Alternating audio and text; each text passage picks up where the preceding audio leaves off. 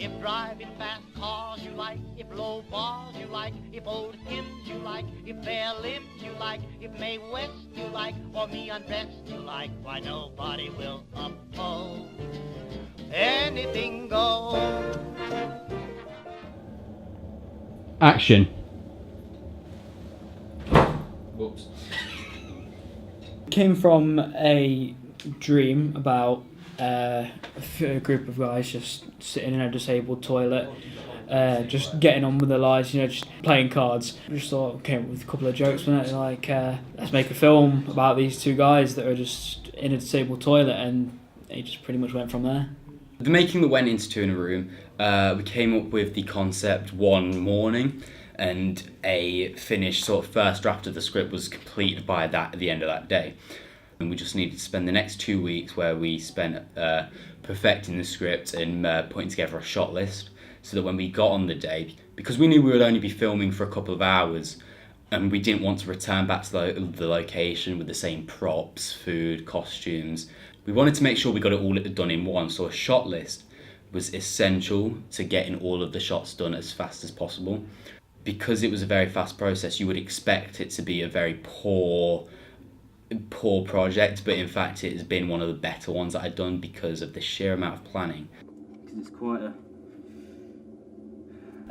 Working with Joel, with his experience of working in film, made things a lot easier with writing scripts. I know we've worked on films together a lot before, and we both co-written scripts, co-directed things. But this time he was directing on his own, but he's obviously worked on a lot of outside projects as well. So it was very good to get outside experience in for Two in a Room.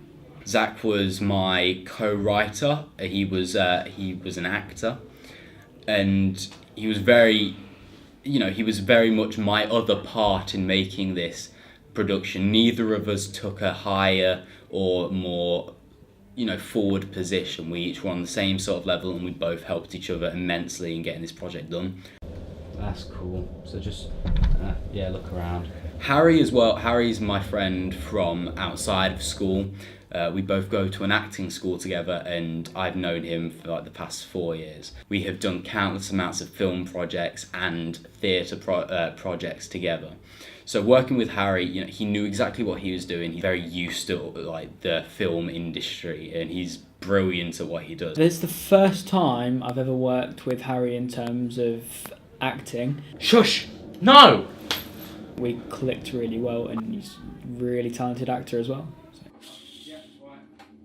Our opening shot, Harry is looking into the toilet. It's from the toilet's perspective. We had to get Joel's camera and stick it in the toilet and block it up in a certain way where we could afford to stick Joel's 600, 700 pound camera in the toilet. That scene, that shot in general it's taken inspiration from the British film Trainspotting with Ewan McGregor. It's called the worst toilet in Scotland. What was that, Harry? Two beautiful bastards, one bathtub. There you go, just wanted it for the behind the scenes. Sitting in the room with the full white suit, white skinny jeans, white shoes, white leather jacket and a white top. The whole costume in general was a funny experience. We were about halfway through maybe. We were sorting the tin of beans out, I think we were. She spotted Joel and thought, oh, he's in the disabled toilet, okay. Then as you walk around further, you see Harry, you think, oh, Joel and Harry are in the disabled toilet together, okay. Oh, there's a camera there, okay, that makes a bit more sense.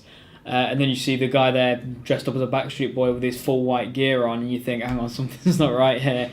And Harry, when we got Harry to eat the cold beans, he didn't know what to expect, but he quite enjoyed them in the end. So we had quite a bit of a laugh over that.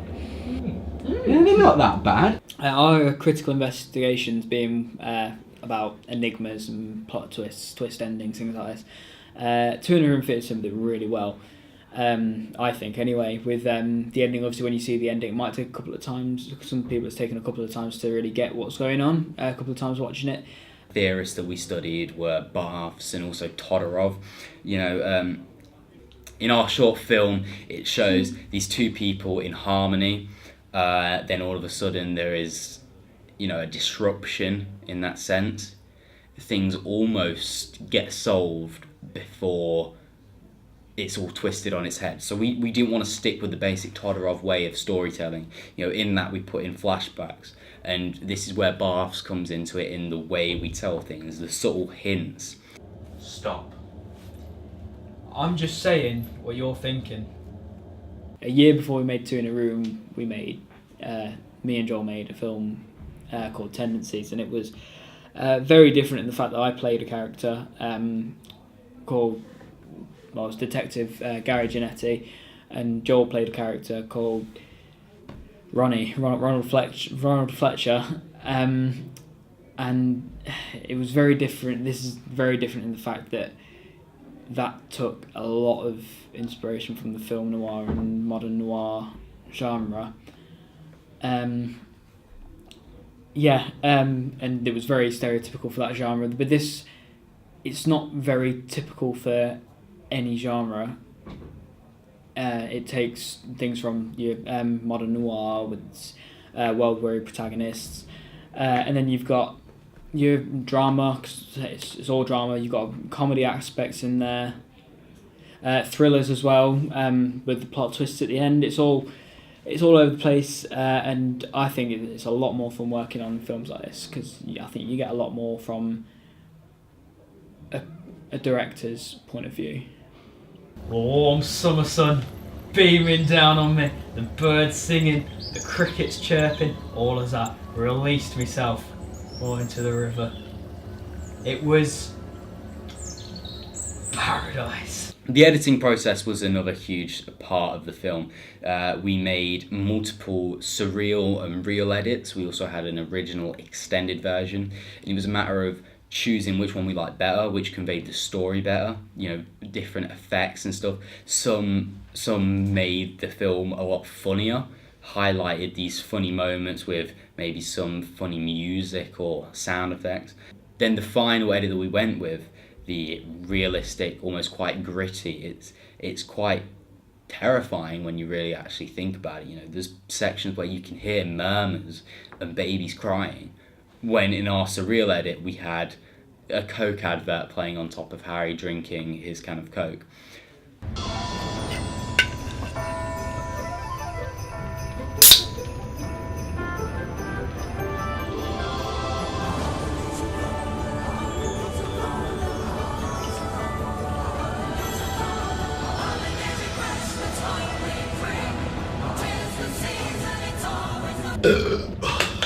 David Fincher, who directed Gone Girl, was almost a massive influence for this film. There's a quote by him of which he says that producers treat audiences like cattle in a stockyard.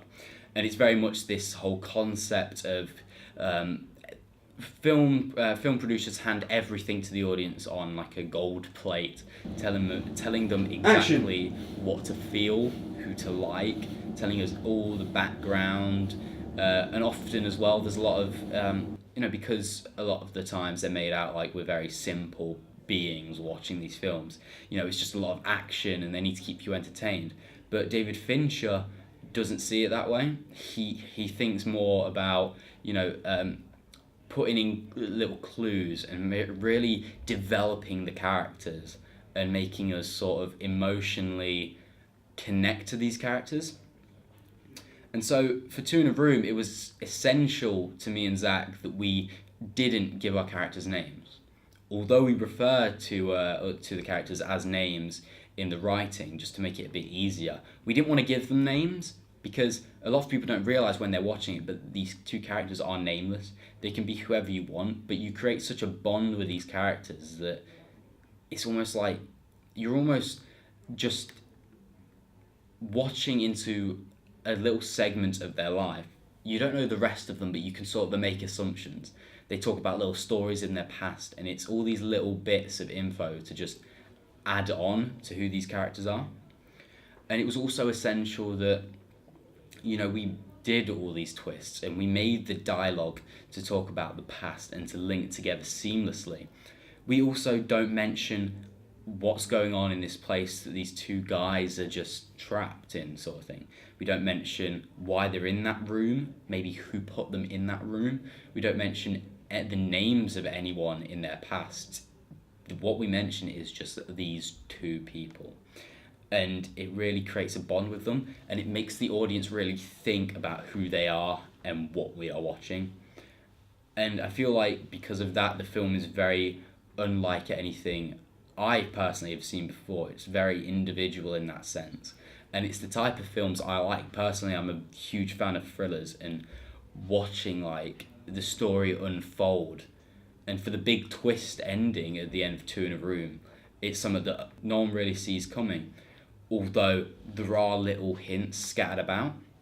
I think the problem with film today is everything is force-fed to an audience, in the fact that in Hollywood narrative you have lots of in majority of narratives you find with mainstream films nowadays, it's very much, this is what's happening and we're going to tell you why.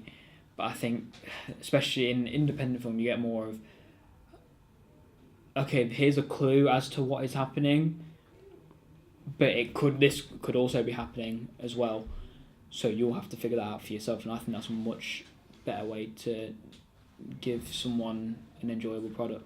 Overall, Two in a Room is one of, if not the best project I've ever worked on. A great cast, a great script. It's all very fast. There's no time to make it tedious or annoying, and I have been enjoying every moment of this making. And I hope that I can work with my cast again on bigger and better productions.